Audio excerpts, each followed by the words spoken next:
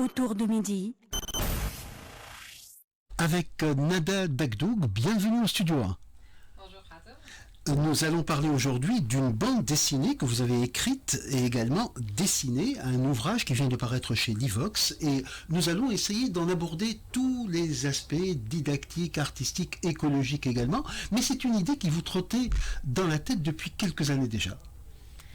Oui, en effet, c'est une idée qui s'est nourrie déjà depuis, je dirais, 2017, mais 17-18, et ça vient peut-être d'un manque que j'ai ressenti quand j'étais écolière. Pourquoi on ne me parle pas de ma Tunisie d'une manière qui soit attractive?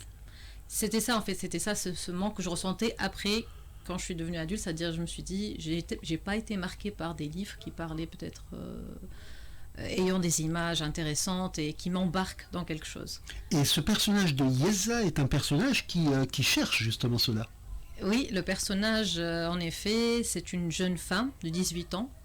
Entre l'enfant et l'adulte, elle cherche, elle se questionne beaucoup, elle essaie de comprendre ce que c'est que sa liberté. Elle commence à être une adulte, donc... et elle cherche des réponses à certaines questions qu'elle se pose tout le temps. Voilà. Et vous la faites circuler en Tunisie, c'est ça un peu l'argument? Oui, l'intention c'est de la faire circuler, effectivement, dans toute la Tunisie, en tout cas dans les parties où je sens qu'il y a quelque chose à raconter. Et d'où la série, d'où le concept d'une série, parce qu'on ne peut pas tout raconter dans un livre, c'est pas possible.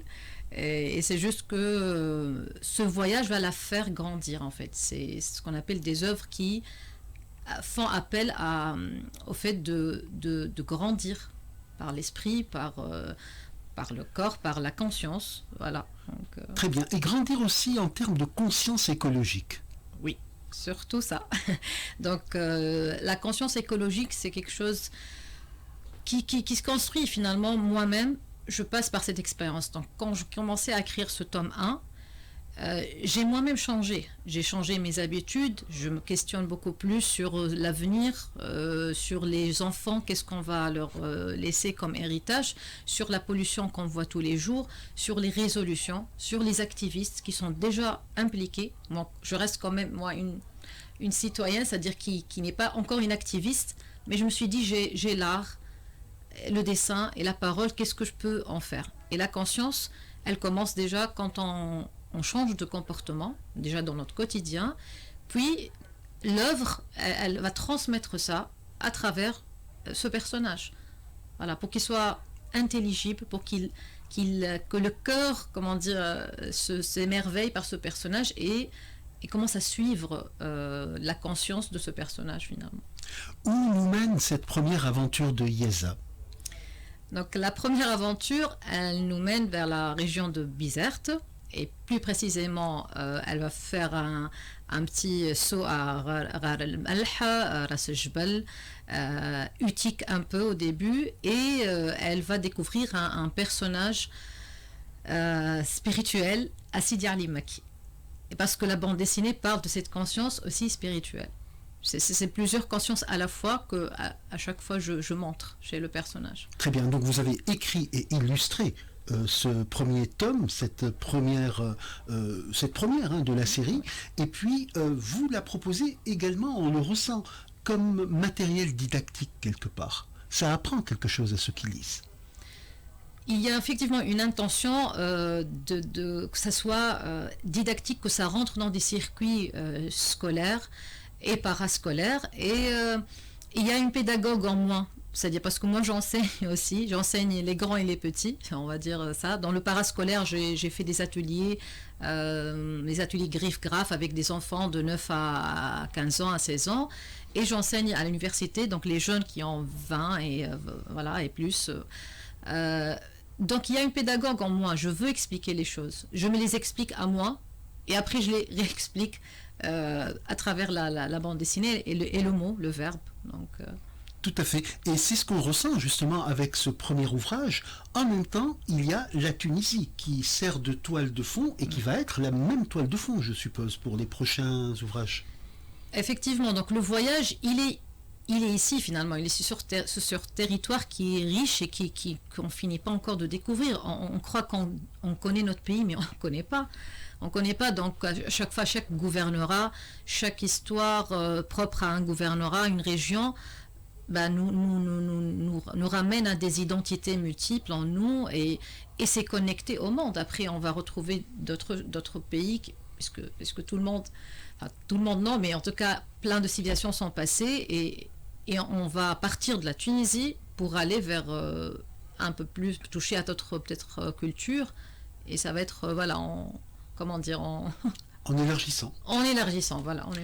Tout à fait. Alors, racontez-nous, Nadia Dagdou, comment vous avez vécu cette aventure éditoriale avec l'équipe de l'Ivox, parce que je pense que ça a dû être un parcours relativement long pour réaliser un ouvrage de ce type. Oui, c'est long en fait. Donc, la maison d'édition, donc, elle s'appelle donc La Voix du Livre, l'Ivox. La Voix du Livre pour justement les éditions imprimées et l'Ivox pour les expériences en audiobook. Voilà, donc c'est cette éditrice Zakia Bouassida qui m'a permis de concrétiser ça. Le projet était déjà là, en brouillon, quand on s'est rencontrés, il y a eu quand même comme une foi, elle a cru en ce projet.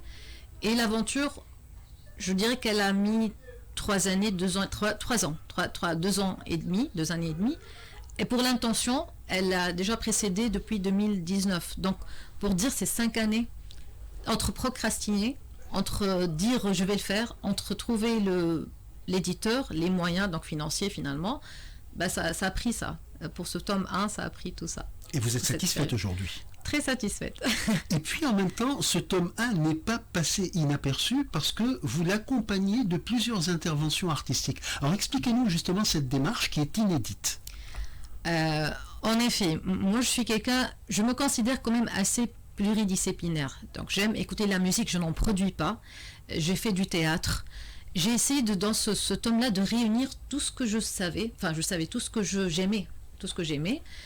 Et au milieu de cette aventure, c'est-à-dire l'année dernière, en 2024, je soumets ce projet à la section art visuel je parle de financeurs de AFER, donc c'est le AFER, le fonds AFER, et on m'accorde le fonds, et je me dis voilà, je vais faire un clip animé qui va promouvoir le livre, c'était ça, mais le clip animé va demander une chanson originale, et ça a commencé, l'aventure, elle a commencé par la recherche des artistes qui vont vibrer avec ce personnage, qui vont considérer que c'est quelque chose qui vaut la peine d'être fait. Et ça a commencé depuis, on va dire, le printemps de l'année dernière. Concrètement, ça a commencé en été de l'année dernière, en août, pour rencontrer les artistes que je vais citer. Que je vais citer tout à l'heure. Alors les artistes, chanson. Justement, ils sont nombreux. Hein. Et la chanson s'intitule Esmieza. Esmieza. Donc, alors la personne qui a compris ce personnage et qui m'a répondu par son art à elle, donc qui est la musique, l'écriture, c'est l'artiste Sabrine Jenhani, connue dans le duo Yuma. Donc moi je la connaissais en tant qu'une personne, une fan. Et après, ce duo, il a vraiment marché. Donc, elle a composé et écrit la chanson Esmieza. Sont venus après, ou alors instantanément aussi, Ayman Ben Atiyah qui a arrangé, qui est dans l'arrangement, avec Ahmed Litaïm et Belhassan Mihoub. Donc, chacun, ils ont un instrument. Belhassan Mihoub, je voulais qu'il mette en valeur le gombri, parce que je voulais qu'il y ait une transe dans cette chanson. Yeza, c'est un personnage qui va se montrer, s'exposer pour la première fois. Donc c'est une explosion d'émotions. Et je voulais avoir cette rythmique de transe à la fin, au moins de la chanson. Donc voilà, je les cite, donc Ayman Ben Atiyah et Ahmed Litaïm, Belhassan Mihoub, puis nous ont rejoint les musiciens Abdoulaye Traoré, avec le djembé, son instrument. Et après, c'était Ahmed Rizki avec le bendir, parce qu'on avait besoin d'un son assez, qui fait vibrer, qui est le bendir. Donc, et elle a la flûte, la guitare, le gombri, le djembé et le bandir à travers ces artistes. Très bien. Et par ailleurs, vous avez, lors de la présentation de l'ouvrage, présenté une performance artistique qui est inspirée de la bande dessinée. Exactement. Et là, voilà, donc sur ce plan là, artistique, j'ai favorisé ou j'ai essayé d'exprimer ce tome par une performance donc corporelle, théâtrale, musicale, on peut dire ça. Donc une jeune fille, elle a bien voulu jouer le jeu et être la Yeza de 14 ans. Elle a 14 ans, c'est Nour Ben Maad qui a incarné le personnage. Je l'ai incarné aussi pour dire Yeza la grande, Yeza la petite. Et on a théâtralisé les scènes clés de ce tome 1 au lancement de ce livre. Donc on a fait ça. Et donc une volonté délibérée d'accompagner le livre. Oui, de l'accompagner par plusieurs sensations. On va lire, c'est-à-dire lire, on est dans un état de calme, mais regarder, on est dans un état plus émotionnel et on est impliqué. La chanson, c'est autre chose, elle parle à d'autres sens en nous.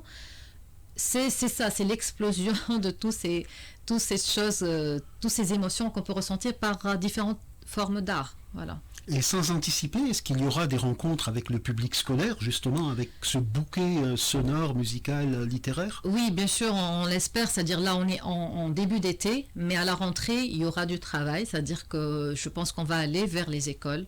On va faire des rencontres. Ils vont comprendre c'est quoi être auteur.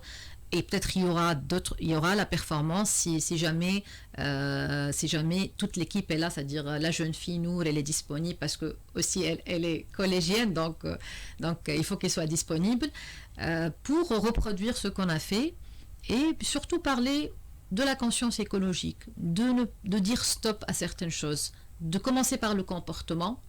Et le livre nous accompagne parce que c'est une aventure littéraire et graphique.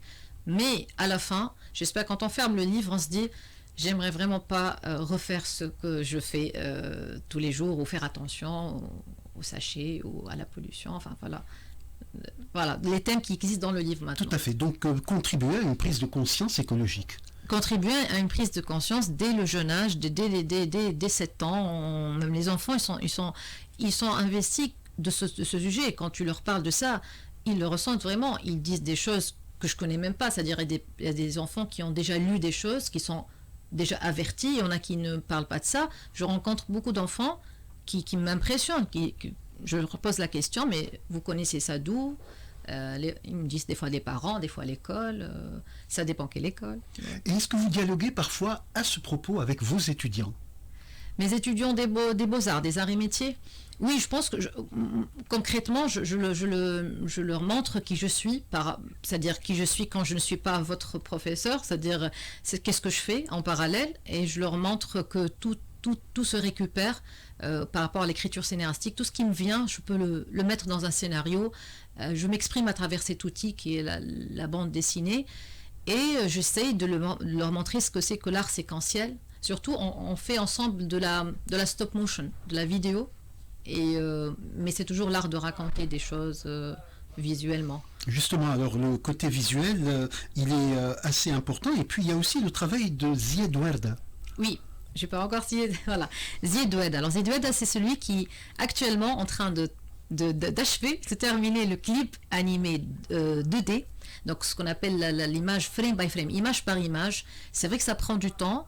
Mais ça va, on est dans les temps finalement, on a fait de notre mieux. On a voulu que le clip soit prêt au moment du lancement, mais il sera, je pense, prêt à la fin de ce mois, je l'espère. C'est des techniques d'animation de l'image qui prennent du temps. Et il y aura, finalement, la chanson, on va l'écouter en ligne sur YouTube pour apprécier et le charme du dessin. Et la chanson complète de Esmi Yeza. Très bien. Alors pour conclure, Nada Dagdoug, rappelez-nous qui est Yeza et également où elle s'aventure pour ce premier tome de cette collection. Alors, Yeza est une jeune femme tunisienne, curieuse. Elle a beaucoup d'émotions.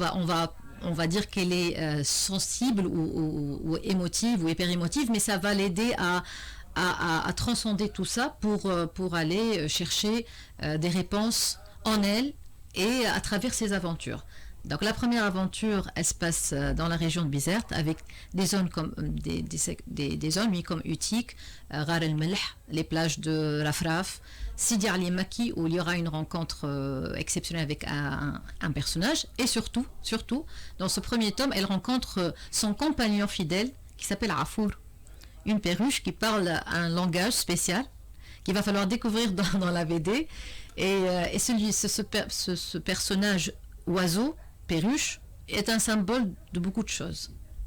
Très bien, donc à découvrir en librairie. Donc à découvrir dans la librairie déjà Al-Kitab Mutuelle Ville. Oui, on n'est pas censé mentionner. Donc il y aura en tout cas d'autres librairies et aussi sur le site de l'éditeur, on peut commander. On peut commander sur le site de l'éditeur même et pour l'instant, c'est ça. Pour l'instant, elle est diffusée dans ces lieux-là. Très bien. Yeza, donc une bande dessinée écrite et illustrée par Nadia Dagdouk chez Livox. Merci beaucoup d'être venu au studio. Merci, Shahad, merci.